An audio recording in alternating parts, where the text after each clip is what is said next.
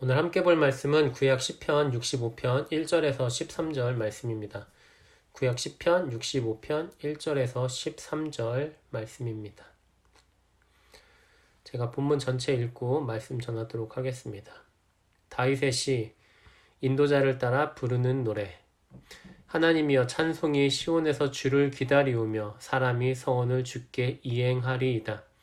기도를 들으시는 주여 모든 육체가 주께 나아오리이다. 죄악이 나를 이겼사오니 우리의 허물을 주께서 사하시리이다. 주께서 택하시고 가까이 오게 하사 주의 뜰에 살게 하신 사람은 복이 있나이다. 우리가 주의 집 곧 주의 성전의 아름다움으로 만족하리이다. 우리 구원의 하나님이시여 땅의 모든 끝과 먼 바다에 있는 자가 의지할 주께서 의를 따라 어미하신 일로 우리에게 응답하시리이다. 주는 주의 힘으로 산을 세우시며 권능으로 띠를 띠시며 바다의 설렘과 물결의 흔들림과 만민의 소요까지 진정하시나이다. 땅끝에 사는 자가 주의 징조를 두려워하나이다. 주께서 아침 되는 것과 저녁 되는 것을 즐거워하게 하시며 땅을 돌보사 물을 대어 심히 윤택하게 하시며 하나님의 강에 물이 가득하게 하시고 이같이 땅을 예비하신 후에 그들에게 곡식을 주시나이다. 주께서 밭 고랑에 물을 넉넉히 대사 그 이랑을 평평하게 하시며 또 담비로 부드럽게 하시고 그 싹에 복을 주시나이다. 주의 은택으로 한 해를 관씌우시니 주의 길에는 기름방울이 떨어지며 들의 초장에도 떨어지니 작은 산들이 기쁨으로 띠를 띠었나이다. 초장은 양떼로 옷 입었고 골짜기는 곡식으로 덮였음에 그들이 다 즐거이 외치고 또 노래하나이다. 아멘. 우리가 오늘 함께 읽은 본문은 하나님께 드리는 감사의 기도가 담겨있는 말씀입니다. 오늘 본문의 내용은 크게 세 부분으로 나누어 이해할 수 있을 것 같습니다. 1절에서 4절은 하나님께서 기도에 응답해 주신 것에 대한 전체적인 감사를 담고 있습니다. 그리고 이후 나머지 두 부분들은 하나님께서 응답하신 기도의 제목 두 가지에 대한 구체적인 감사의 고백들을 담고 있습니다. 첫째는 5절에서 8절로 전쟁에서 승리를 주신 것에 대한 감사의 고백이고요. 둘째는 9절에서 13절로 농사에 풍년을 주신 것에 대한 감사의 고백입니다. 먼저 1절에서 4절의 내용을 살펴보겠습니다. 시온은 예루살렘을 가리키는 상징적인 호칭이라고 할 수 있습니다. 그리고 예루살렘은 하나님의 통치를 받는 도시를 의미하고요. 그리고 그곳에 사는 백성을 또 의미합니다. 지금으로 치면 그것은 교회를 뜻하는 말이죠. 그리고 찬송이 주를 기다린다라는 말은 하나님을 찬송하고자 하는 기대감을 뜻합니다.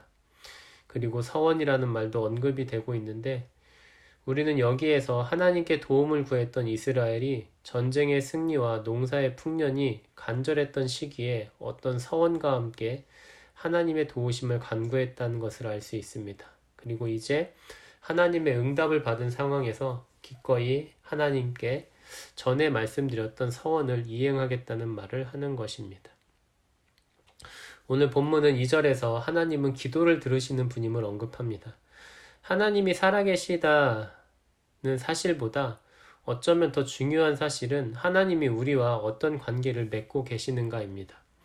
하나님은 우리의 기도를 기꺼이 들어주시는 관계에 계신 분입니다. 그리고 하나님은 어느 누구든지 하나님께 도움을 구할 때 귀를 기울이시는 자비하신 분이십니다. 당시 이스라엘이 겪은 전쟁과 농사의 위기의 원인이 이스라엘이 지은 죄 때문이었는지는 오늘 본문이 확실하게 말해주는 바는 없습니다. 3절에서 죄가 이스라엘을 이겼다라는 언급은 당시 이스라엘이 특별히 지은 죄일 수도 있고요. 또 죄에 쉽게 빠지는 사람들의 일상의 모습을 가리키는 것일 수도 있습니다. 하지만 그것이 무엇이든 하나님은 자신의 죄를 인정하고 용서를 구하는 모든 사람들에게 자비를 베풀어 주시는 분이시라는 사실을 아는 것이 더 중요할 것 같습니다. 하나님이 사람들과 함께 하시며 그들을 돌보심을 나타내는 또 다른 단어가 4절에서 언급됩니다. 그것은 바로 성전입니다. 이것은 좀 더 풀어 말해 거룩한 장소라는 말입니다. 어떤 장소가 거룩한 이유는 그곳에 거룩하신 하나님이 계시기 때문이죠. 하나님께서 사람들이 사는 곳에 특별히 자리를 잡으시고 그곳에 계시겠다는 것은 사람들을 가까이에서 돌보시겠다는 뜻입니다. 하나님이 우리 안에 계시고 또 우리를 돌보시는 사실은 아름답다라는 말로는 다 표현할 수 없을 정도로 기이하고 감격스러운 일입니다.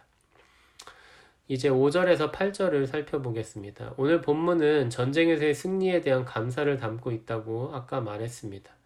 그런데 이 감사의 내용에서 하나님은 단순히 이스라엘이라는 하나의 나라를 위한 분으로만 설명되지 않습니다. 여기에서 하나님은 온 세상의 왕으로 인정되고 있습니다. 세상 모든 나라와 그 역사의 주인이신 하나님이 도우셨기 때문에 이스라엘이 위기에서 빠져나올 수 있었음이 고백되고 있습니다. 사람의 생명을 존귀히 여기느냐, 그렇지 않느냐에 따라 하나님은 누가 의로운지 그리고 의롭지 않은지를 판단하십니다. 그리고 항상 하나님은 사람의 생명을 존귀히 여기시는 의로우신 왕이시자 재판장이십니다. 그래서 의롭지 못한 기준으로 다른 나라를 위협하는 나라는 하나님의 심판을 받는 것입니다. 하나님은 온 우주의 모든 것을 다스리시는 능력과 권위를 갖고 계신 하나뿐인 신이십니다. 그 능력 앞에서 모든 사람은 두려움을 가질 수밖에 없을 것입니다. 그리고 그분의 능력과 권위에 기대어 사는 우리이기 때문에 하나님을 사랑하며 찬양한다는 것은 그분에 대한 두려움을 갖는 일을 포함합니다. 하지만 하나님을 사랑하고 찬양하는 일에는 하나님께 대한 두려움을 갖는 일만 있는 것은 아닙니다.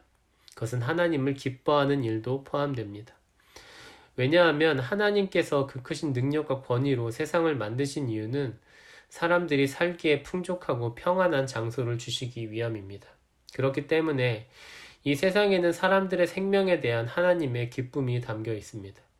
이것을 잘 설명해 주는 말씀 중 하나가 오늘 본문의 9절에서 13절입니다. 이 말씀들은 하나님께서 이스라엘에게 주신 풍년을 노래하며 감사하는 내용을 담고 있습니다. 9절에 언급된 하나님의 강은 구약 성경의 원어로 직역하면 하나님의 원천이라고 할 수 있습니다. 이것은 인간의 생명과 농사에 필요한 물의 원천이 하나님으로부터 나온다는 것을 가리키는 표현일 것 같습니다. 특별히 10절의 말씀은 농사와 관련된 이스라엘의 기후에 대한 시적인 표현입니다. 이스라엘 사람들은 매년 비가 내리는 시기를 세 개의 시기로 구분합니다. 첫째는 10월경에 내리는 이른비, 둘째는 12월에서 2월 사이에 내리는 겨울비, 장맛비라고도 합니다. 이스라엘 전체 1년 동안의 전체 비 내리는 양의 70%를 차지하고 있기 때문에 이 겨울비를 장맛비라고 부릅니다.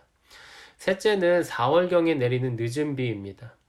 이른 비와 늦은 비의 기준은 씨앗을 뿌리는 시기, 곧 파종 시기입니다. 이스라엘에서 파종은 10월경에 내리는 이른 비가 온 후에 이루어집니다. 그래서 파종 전에 내리는 비라서 이른 비라고 불리는 거죠. 그리고 마지막 결실의 완성에 필요한 비가 바로 4월경에 내리는 늦은 비입니다. 이른 비와 늦은 비 모두 뜨거운 날씨에 건조해진 땅을 촉촉하게 적시면서 파종과 추수가 가능하게 만드는 역할을 합니다. 아마도 이 두 시기의 비는 오늘 본문에서 단비로 언급되고 있는 것 같습니다. 그리고 이 두 시기 사이에 내리는 겨울의 장맛비가 있는데 아까 전에 말씀드렸죠. 이스라엘 1년 전체 비가 내리는 양의 70%를 차지한다고요. 이 비가 밭고랑을 가득 메우는 비로 묘사되고 있습니다. 이스라엘의 땅을 풍요롭게 하는 것은 바로 하나님의 원천에 있고 그 원천은 적절한 때에 비가 내리게 주관하시는 하나님의 자비하신 뜻과 능력일 것입니다. 이러한 하나님의 인도하신 가운데 이스라엘이 풍요로움을 누릴 수 있었던 것입니다. 사람의 생명을 존귀하게 여기고 그렇게 하지 않고의 결정권은 어떤 세상의 권력에 있지 않습니다. 소위 사회적으로 힘을 갖고 있다는 사람들은 다른 사람에게 피해를 주거나 그 사람들을 업신여겨도 자기들이 갖고 있는 힘으로 자신들의 잘못을 정당화하거나 숨겨버립니다. 하지만 사람의 생명이 존귀하다는 것은 각 사람이 갖고 있는 권력의 차이에 따라 달라지지 않습니다. 왜냐하면 세상 모든 것을 다스리는 능력과 권위를 가진 분은 오직 하나님 한 분뿐이시고, 그 하나님께서 모든 사람의 생명을 존귀히 여기시고 다른 사람의 생명을 존귀히 여기지 않는 자를 벌하시기 때문입니다. 인간의 삶의 풍요로움도 단지 사람들의 노력 때문에 가능해지는 것은 아닙니다. 사람들의 일상 자체를 존귀히 여기시고 기뻐하시는 하나님의 다스리심이 사람의 삶의 풍요로움을 가능하게 하는 것입니다. 사람의 삶의 존귀함도 그것을 위한 풍요로움도 오직 하나님에게서 나오는 것입니다. 오늘 하루도 겸손한 마음으로 하나님을 의지하는 우리가 되기를 바랍니다. 하나님은 오늘도 우리를 존귀하게 여기시며 가장 좋은 것으로 우리의 삶을 지켜주실 것이기 때문입니다. 함께 기도하겠습니다. 거룩하고 자비하신 하나님 아버지, 저희가 남들보다 상대적으로 힘이 있다고 해서 그들의 삶의 가치를 함부로 폄하하는 일이 없도록 인도해 주옵소서. 또 남들보다 상대적으로 힘이 부족한 것 때문에 그들보다 더 많이 가지려는 욕심에 사로잡히는 일이 없도록 인도해 주옵소서. 우리의 삶의 가치는 오직 하나님의 자비하신 돌보심에 있음을 잊지 않도록 인도해 주옵소서. 우리의 삶이 존귀히 여김을 받고 풍요로움을 누릴 수 있게 하는 원천이 하나님께만 있음을 잊지 않도록 인도해 주옵소서. 우리들이 또 무슨 죄에 쉽게 넘어지는지를 돌아보며 겸손하게 하나님의 용서하심과 돌보심을 간구하며 살 수 있도록 인도해 주옵소서. 항상 부족한 저희들을 불쌍히 여겨주시고 그 크신 자비하심으로 용서하시고 지켜주옵소서. 예수님의 이름으로 기도합니다. 아멘. 하늘에 계신 우리 아버지여, 이름이 거룩히 여김을 받으시오며 나라의 임하옵시며 뜻이 하늘에서 이루어진 것 같이 땅에서도 이루어지이다. 오늘날 우리에게 일용할 양식을 주옵시고 우리가 우리에게 죄 지은 자를 사하여 준 것 같이 우리의 죄를 사하여 주옵시고 우리를 시험에 들게 하지 마옵시고 다만 악에서 구하옵소서. 대개 나라와 권세와 영광이 아버지께 영원히 있사옵나이다. 아멘.